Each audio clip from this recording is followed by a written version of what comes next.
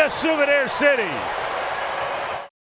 Hello again, everyone. This is the third installment. We are the Souvenir City podcast.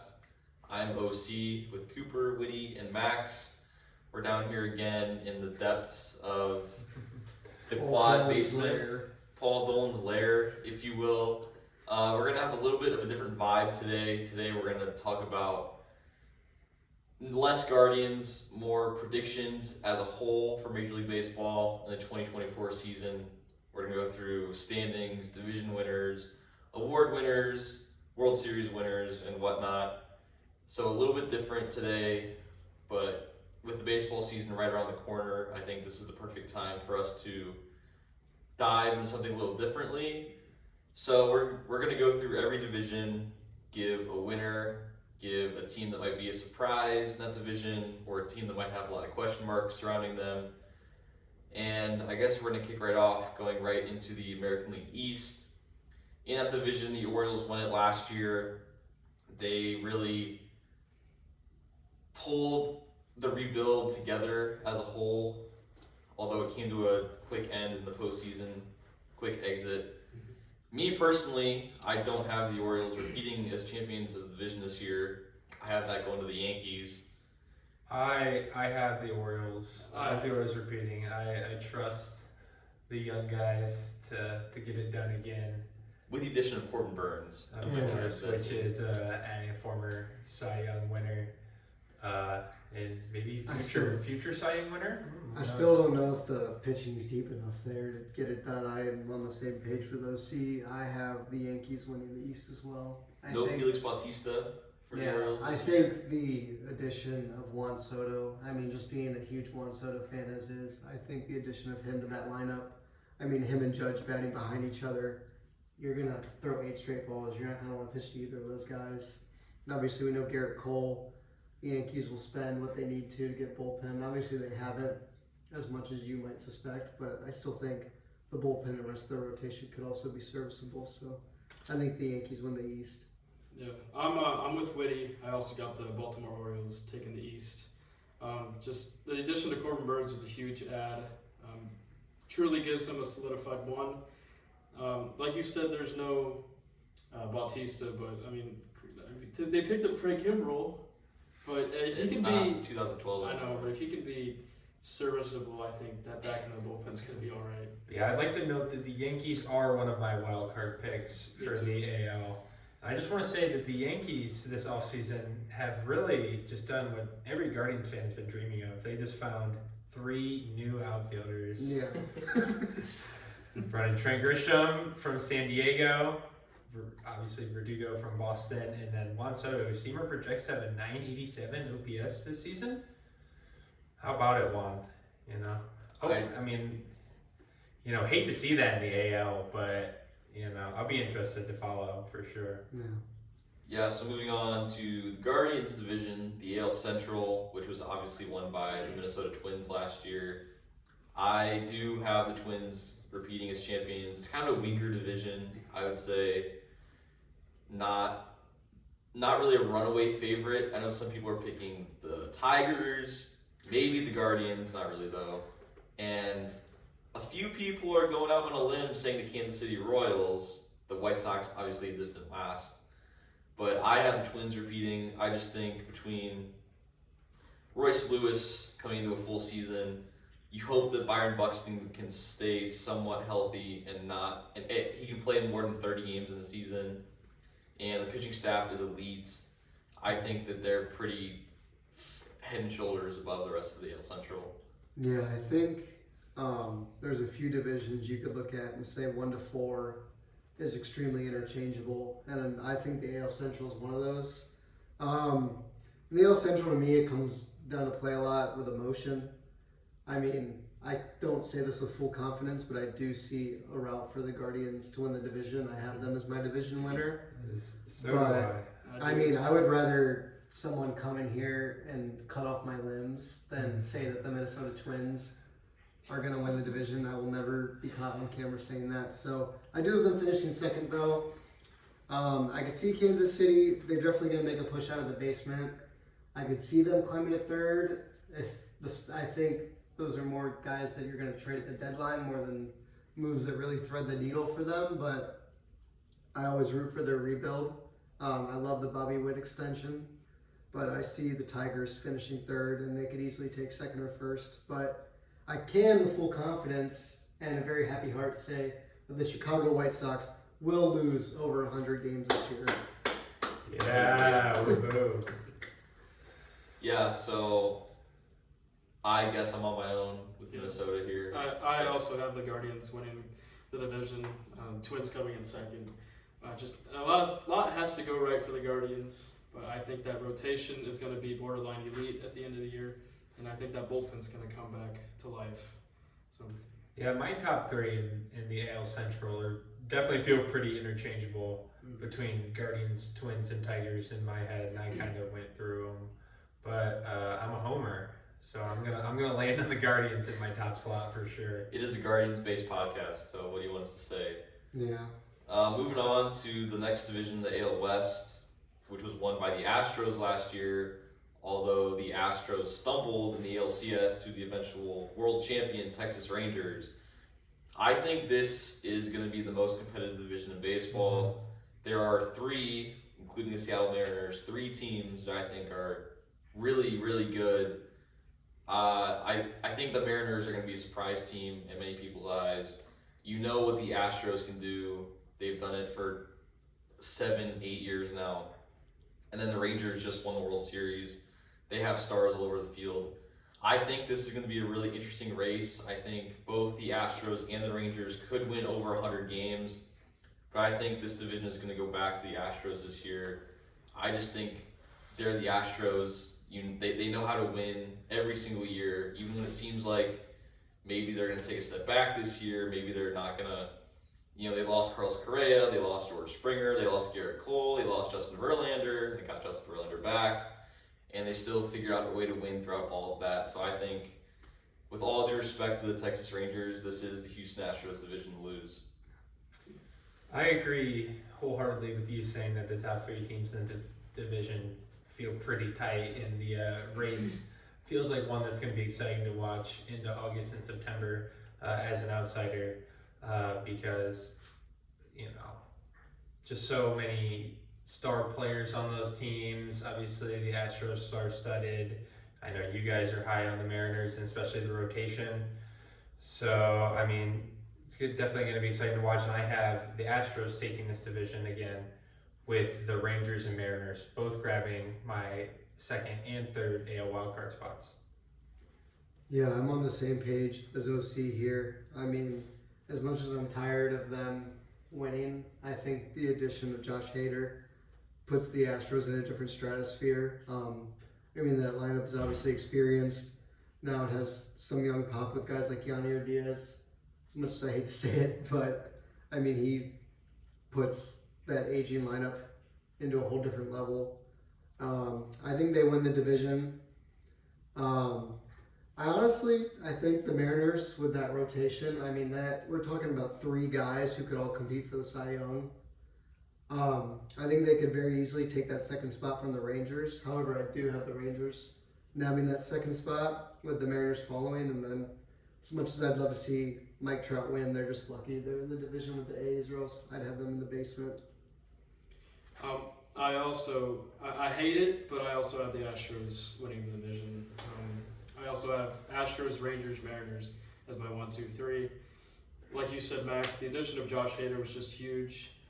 I think Yordan Alvarez, Kyle Tucker, Jose Altuve, Alex Bregman, that team is just so experienced, and I think they're just going to get it done again. Just loaded offensively.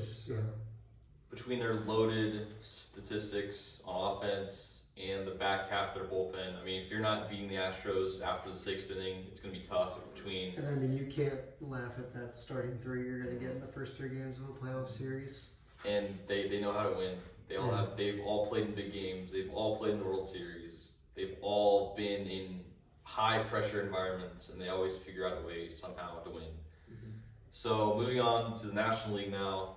The NL East, I think, is a pretty clear-cut division winner. It's the Braves. Mm-hmm. Last year, they were historically good offensively, 1 through 9 in their lineup.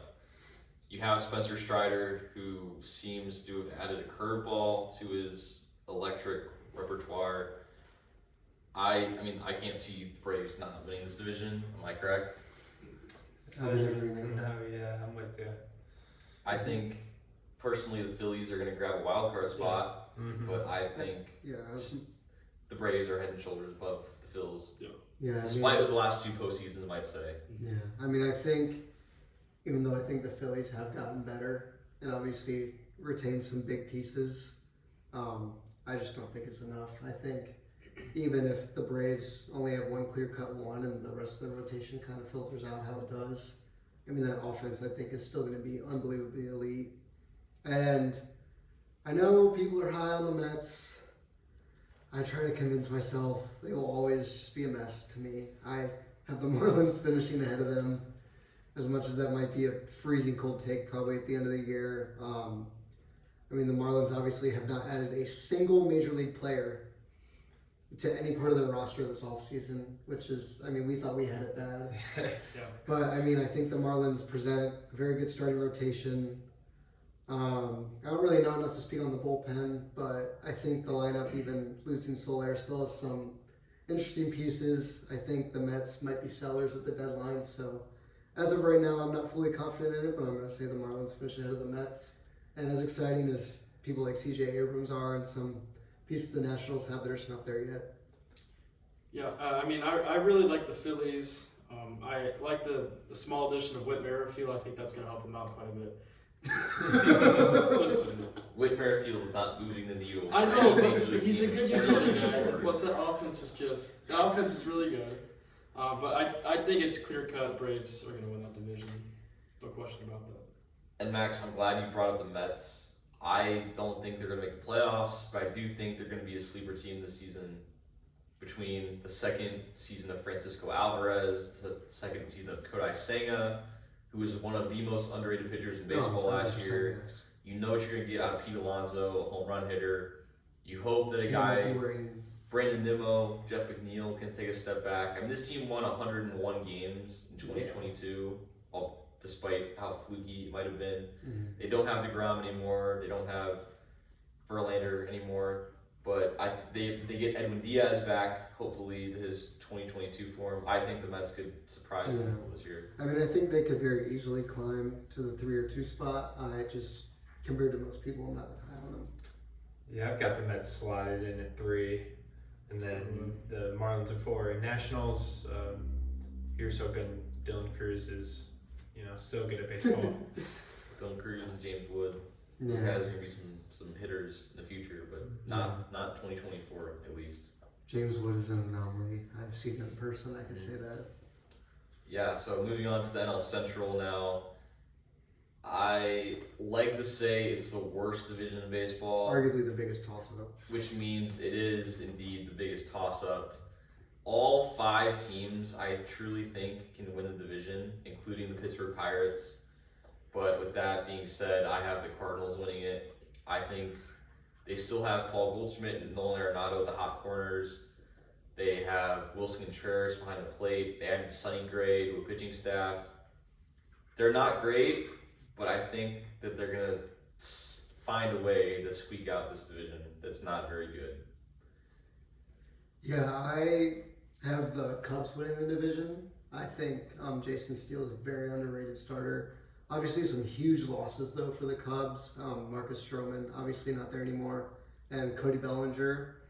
Obviously, they made Who knows a reason to go? Yeah, obviously, they made some. I mean, he could still be a Cub by opening day. Who knows? But, I mean, they made very marginal moves to replace him, like Moneyball-esque meme moves to replace Bellinger. But I still think there's some interesting pieces in that lineup. Obviously, I think the starting pitching's okay, and especially in a weak division, I think the Reds' youth might get the best of them. If it comes down to a late season race, I think the Cardinals are very talented. But like you said, I mean, any team can win this, but the way I have it shaping out is Cubs, Reds, Cardinals, Pirates, Brewers. Yeah, I got the Cincinnati Reds winning this division.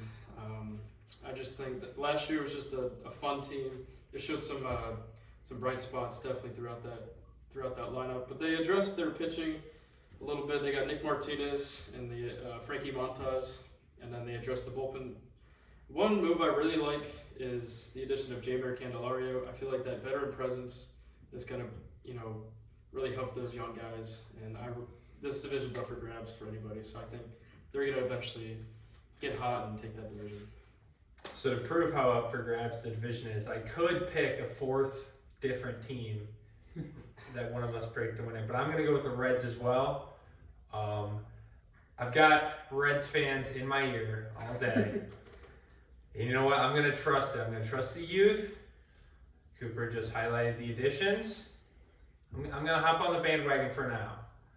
Talk to me mid-season and we'll see that. But for now, I've got Reds. I've got the Cardinals slotting in at number 2. And I have them grabbing a wild card spot in the NL as well. And then we round it out with Cubs, Pirates, and Brewers. Yeah, I think the thing that probably scared me away from the Reds was watching my own team have the most fun, youthful year in baseball and then just falling off the face of the earth the following season. So you got to blame me for past history with not picking the Reds there. Yeah, so we're moving through this pretty quickly now. The last division we have to cover is the National League West. I think we all have a clear winner here in the Dodgers. Obviously, the addition of Shohei Ohtani, the best player on the planet. Even though he will be pitching this year, he still has unbelievable abilities at the plate. With Ohtani, they also brought in Yoshinobu Yamamoto, who is regarded as the best free agent pitcher on the market from Japan. They have Mookie Betts, who was an MVP. They have Freddie Freeman, who was an MVP. They brought back Clayton Kershaw, who has won an MVP. This is a good division, all things considered, but the Dodgers clearly are far and away the best team, I would say. Best team in baseball on paper, so it's just hard to contend with them over 162. Yeah, I mean, with all due respect, I think there's some good teams in this division, but I don't think it's who's going to win. I think it's how many games will the Dodgers win by. I think, easily over 100 wins. I know we talked about this a little before the show. But, just rounding out an elite staff, we know they're going to pump out pitching. Now adding Yamamoto to that, adding Glasnow to that. It's going to be so tough. Walker Buehler back. Like you said, re-sign Kershaw. You're going to have Bobby Miller with a year of experience under his belt. And we know they have other guys like Sheehan and whatnot, waiting in the wings behind that. And so, it's just going to... I don't think there's any case you can make that the Dodgers won't win this division. I'd love to be proven wrong. But I think the Arizona Diamondbacks are going to be a very good team again. I don't know if World Series aspirations are in their cards, but I think they're good enough to finish second in this division and make the playoffs. The Padres and Giants are very similar places in my mind. Have made some moves, have threaded the needle with some moves, have failed on a lot of moves, but are now just trying to tread water and slip in any way they can. I have the Giants finishing 3rd, the Padres finishing 4th, and the Rockies led by our star boy Nolan Jones. I think he's going to be an all-star, but the Rockies are still going to be abysmal. I follow your order other than I flip the Padres and Giants. Yeah, I think that 3-4 in that division is going to be a coin toss. No, I'm with you, Woody. I got Dodgers, Diamondbacks, Padres, Giants, and Rockies. Yeah, this team is very far away from competing, and they play in a very tough division. But I think the Rockies are going to have some good young talent on their team this year. We talked about Nolan Jones. They have Alan Trejo, Ezekiel Tovar, Elias Diaz, who won the All-Star Game MVP last year somehow. Brenton Doyle, who won a Gold Glove. The offense is going to be there, as it so often is for the Rockies. They play in a boombox ballpark. They're going to be a fun team to watch as long as you enjoy offense, because the pitching is a disaster. This pitching rotation is terrible. It's led by Cal Quantrill, isn't it? It's led by Cal Quantrill, but Gosh, I completely forgot. the Rockies will probably lose 100 games. Yeah, But I think that you're going to see some names among league leaders. It might be the most exciting 100-loss season. Yeah, and I hope you say that.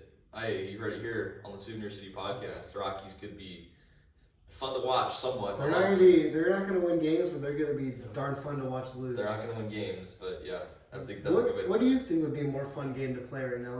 What would the Rockies pitching ERA be for the season, or how many games will the Dodgers win?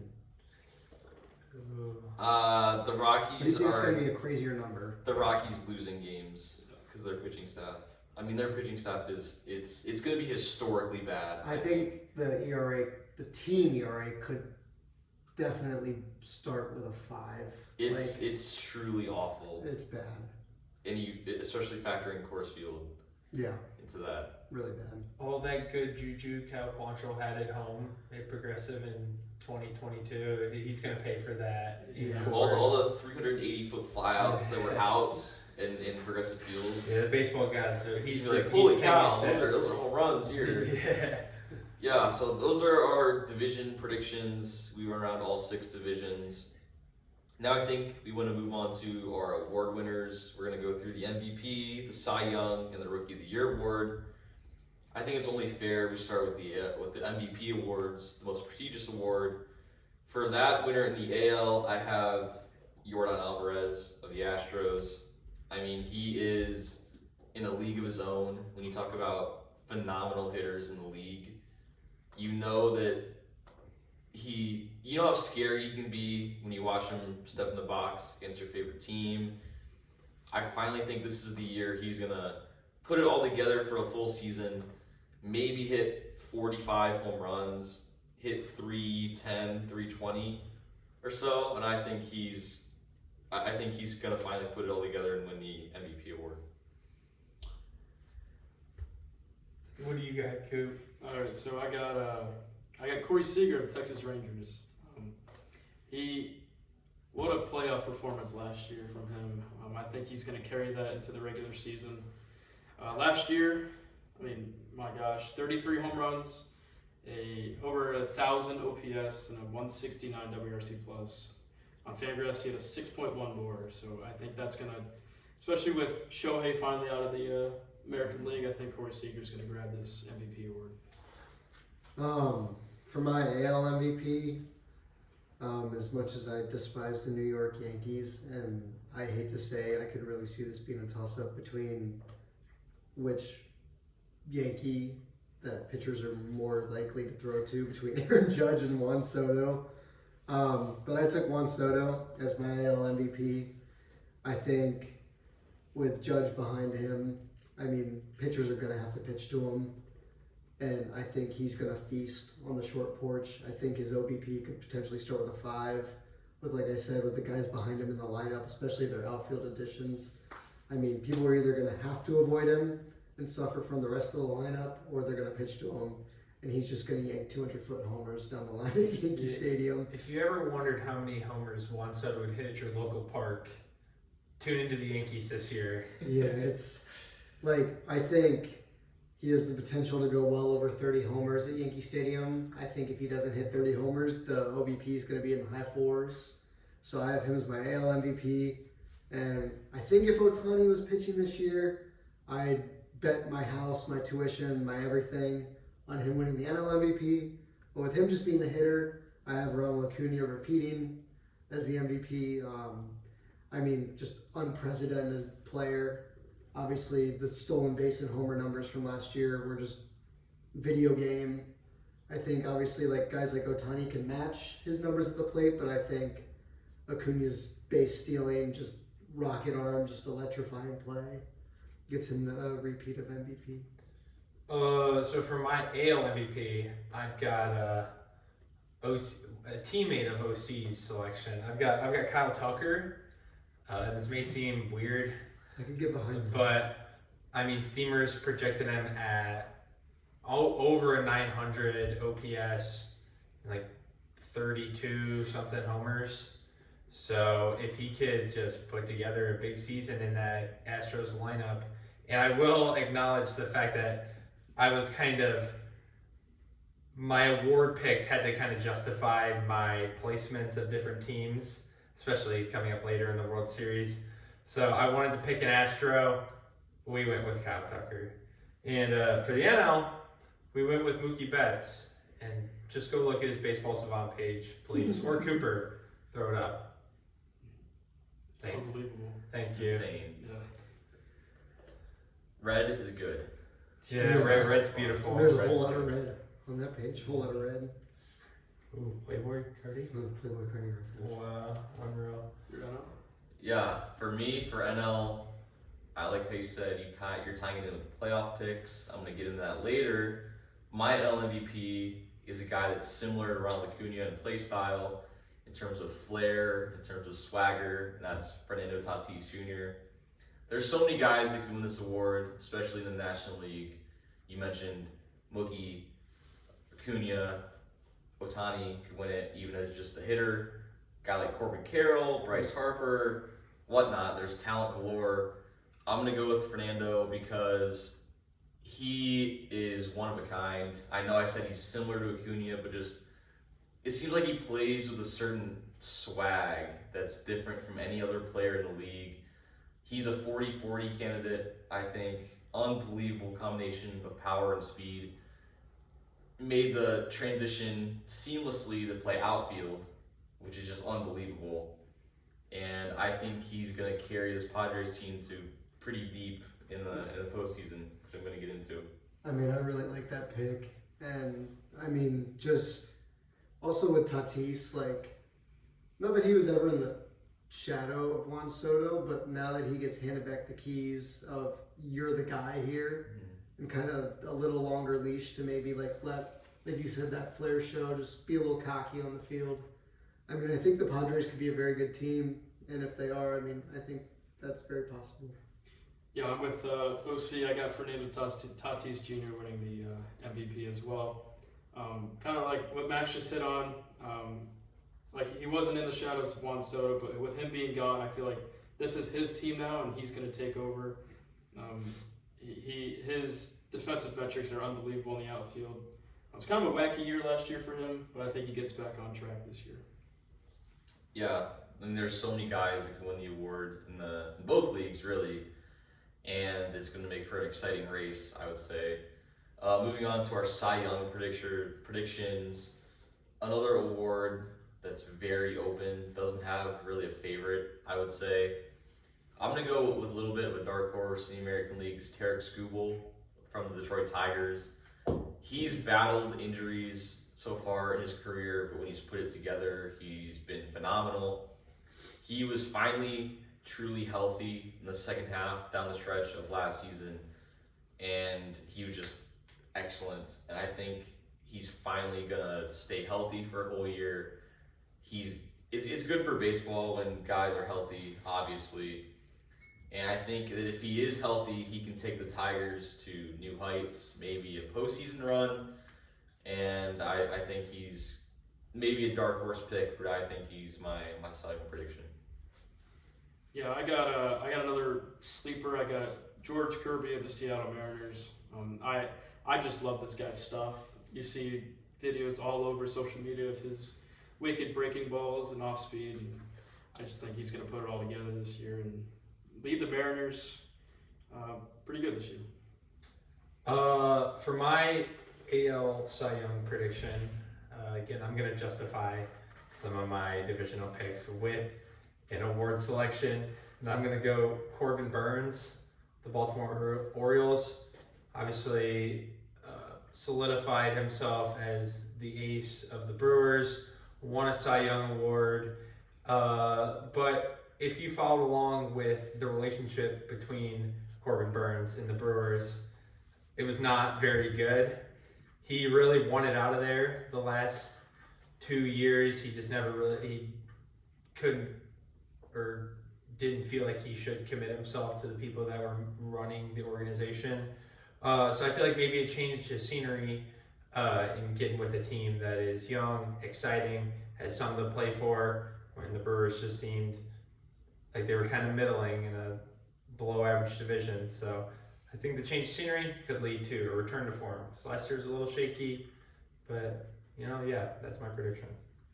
I'm going to circle back to a Mariner like Cooper did, except I'm going with a different Mariner. So like I said with my divisional picks, I think the Mariners can be a surprise team. I don't think they're going to overtake the Astros, but I think they can definitely make a run as a wild card. And with that, I think I have Logan Gilbert winning my AL Cy Young. And I know, obviously, the guy just does not walk people. Just straight up does not walk people. Does not allow a lot of base runners.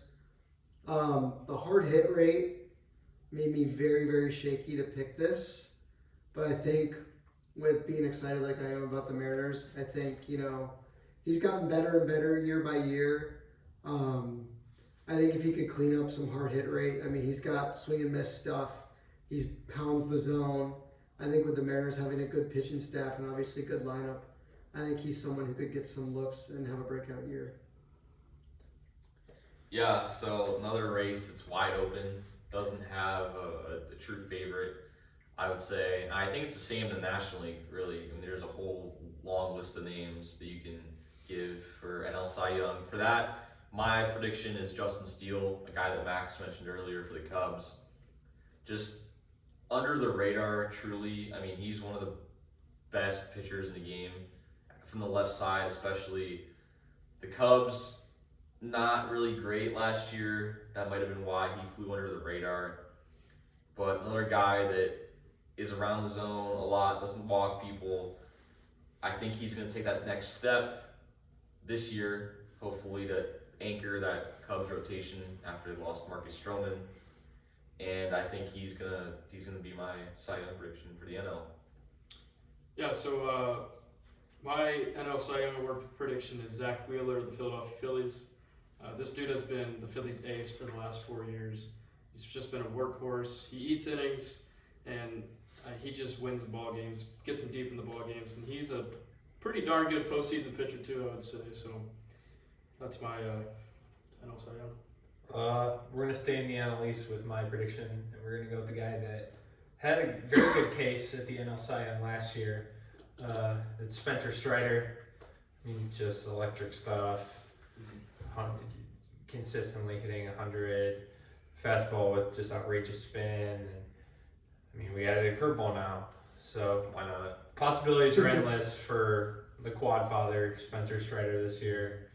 I'm looking forward to watching it. Again, Cooper and I on similar wavelengths, but just a little off. Going with a different Zach. Going with Zach Gallen is my NL Cy Young. Obviously was not the best in the postseason last year, but we've seen it for multiple years now that he is elite during the season. He's just consistently in the race for the Cy Young the past few years, and I think they're going to be chasing the shadow of the Dodgers, which I think is going to give him a chance to really get noticed, pitch in some meaningful games, and just put up some crazy numbers, just trying to will that team to the playoffs and will them to at least stay within 10 games back of the LA Dodgers. But he's proven it for years now. He's elite, and I think this year he finally gets over that hump and wins the Cy Young. Yeah, so we're going to do predictions for one more award. That is the Rookie of the Year award in both leagues. For me, in the American League, I have last year's draft pick of the Texas Rangers, Wyatt Langford. He has really put it together the last year in the minor leagues.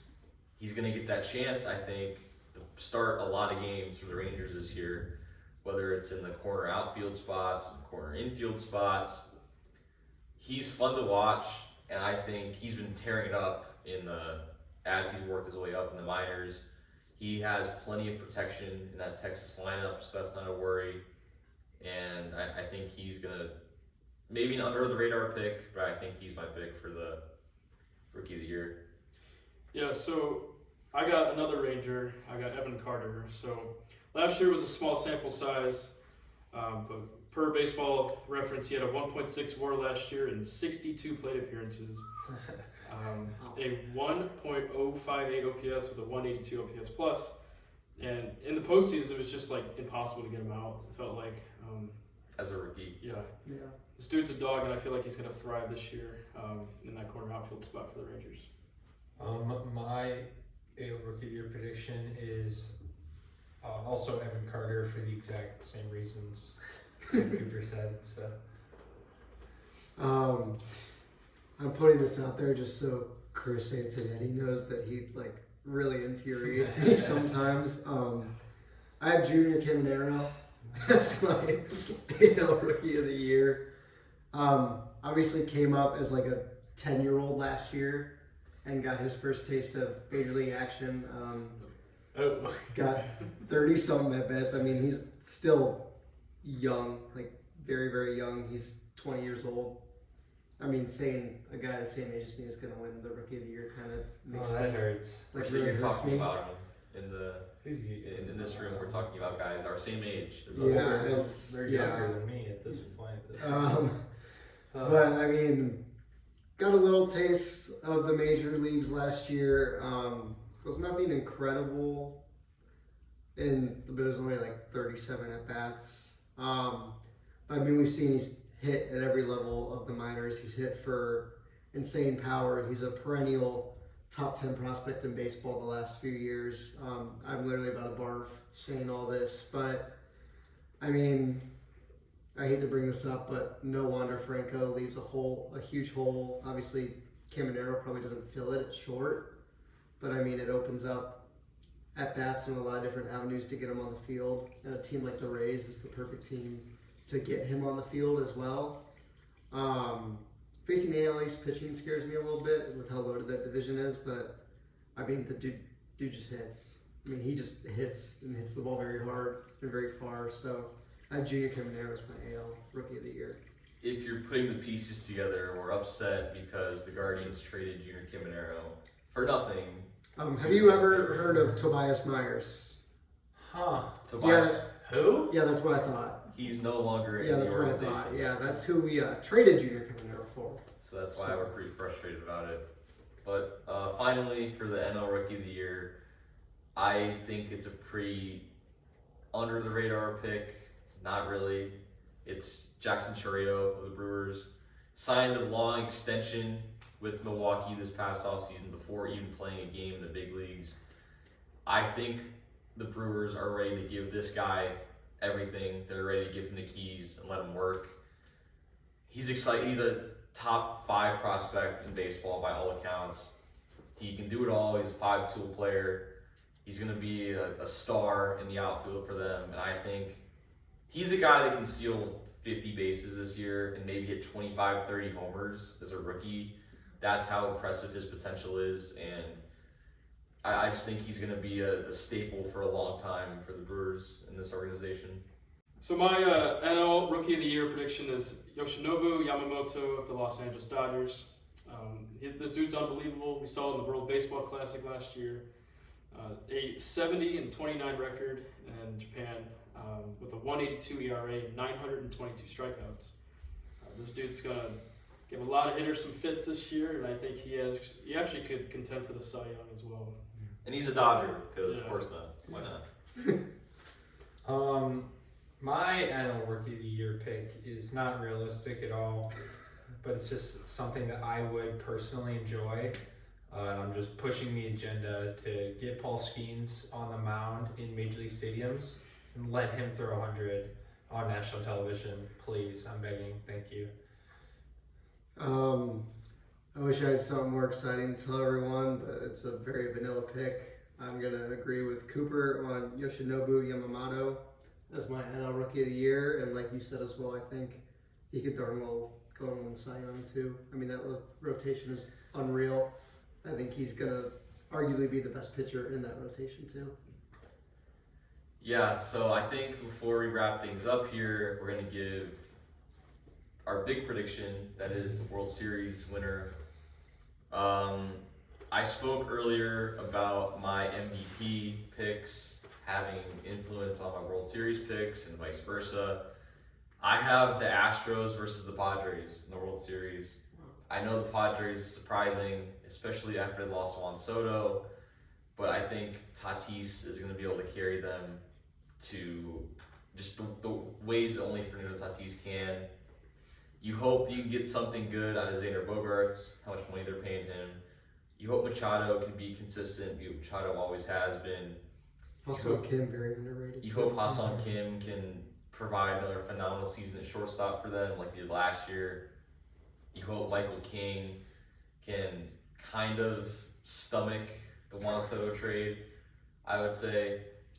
But I think the winner, I have Astros in 5. Like I said when I talked about division predictions earlier, they're the Astros. That's the bottom line. They know how to win. They're used to playing in big games. That's the expectation at this point, is to play in big, meaningful games. They came short last year in the ALCS, which I'm sure left a sour taste in their mouth. But I think that led by Yordan Alvarez, who I have as the AL MVP, they're going to get back on top as World Series champions. And for World Series MVP, I think it's a sleeper pick, another guy that Guardians fans would love to have on their side. It's Yainer Diaz. He showed excellent power potential at catcher last year. Guardians got Miles Straw for him. Thank God we got Miles Straw for Yainer Diaz, who will win the World Series MVP in 2024 for the champion Astros. So my World Series matchup is a rematch of the 2009 World Series, the New York Yankees versus the Philadelphia Phillies. The Yankees, they added Juan Soto and a bunch of other outfield pieces. They got Marcus Stroman. I think Carlos Rodon's going to bounce back as well. I finally think this team gets over the hump of the ALCS, but their matchup, the Phillies, they've been right there in the mix of things the last 2 years.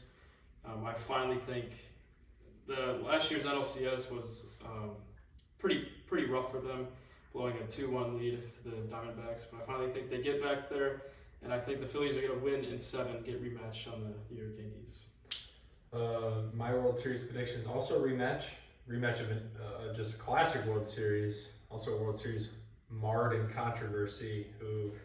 We got the 2017 World Series, and I've got Dodgers over Astros in 7. We've heard a lot about both of those teams today. Obviously, OC's MVP pick belongs to the Astros, as does mine. Their rotation, headlined by Old Man Verlander, Framber Valdez, Christian Javier. Trust them to get there. The Dodgers are just loaded. It's unfair. They're too stacked.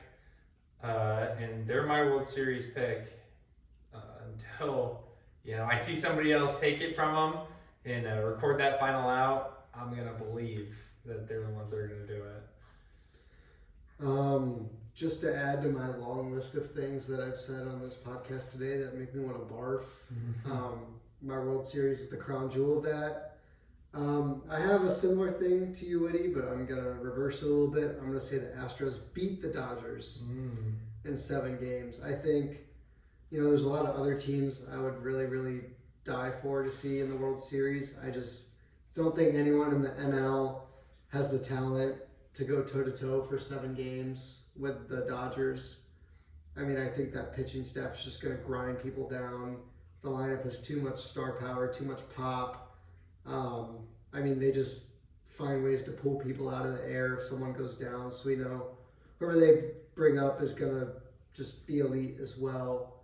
I don't see anyone in the NL chasing the Dodgers out of a shot at the World Series, but I think they do meet their match with the Astros. The team's proven for 100 years now that when they get in the postseason, all they're going to do is rake. I think, like you said, their rotation is no slouch. I think they're the one team that experienced talent. I think Yordan Alvarez is in a different stratosphere compared to most hitters. I think that lineup, along with a sturdy rotation, could take the Dodgers down in 7 games, win a World Series. I think we have to guarantee that if the Astros and Dodgers somehow make it to 7, I throw some Dodgers gear and you throw the Astros gear on, and I would rather we stream that sit in front of the camera naked than anything with the Houston H on it. You would have your fandom revoked. Yeah. Oh my. Put you in the Nico Goodrum jersey. That's a bit for our harem viewers. Yeah, so with that being said, it's going to be an exciting season. There's a lot to look forward to. Baseball is around the corner. Spring training games are beginning within the next week. And I mean, this is what we've all been waiting for. This is baseball every day. It's summer. It's games starting at 1 p.m., ending at 12, 1 in the morning. It's fun. It's awesome. It's the best time of year. And hopefully next week we're going to get back into it in the more Guardians talk as the Guardians open their spring training on Sunday, I believe, against the Cincinnati Reds. So we'll have that to talk about. We'll have spring training general outlooks to look at. And we're going to talk more about the Guardians, get back into what the Souvenir City podcast is all about. Obviously, it took a little bit of a turn today. But we appreciate you tuning in. We appreciate you taking our predictions seriously. We hope to see some of them come true. If you want to leave a comment, give us your predictions. Some of them, do you have a sleeper? Do you have a surprise pick? Maybe a surprise team that can Tell us we're dumb. Yeah, tell us we're really crazy and stupid. Tell us how dumb I am for having Yair Diaz winning the World Series MVP or the Padres in the World Series. Yeah, that's absurd. But, it's fun to make predictions. It's part of the game, and we appreciate you tuning in. We hope to see you next week, again, as we get back into Guardians talk. And we're signing off from episode 3 of the Turn 2 podcast.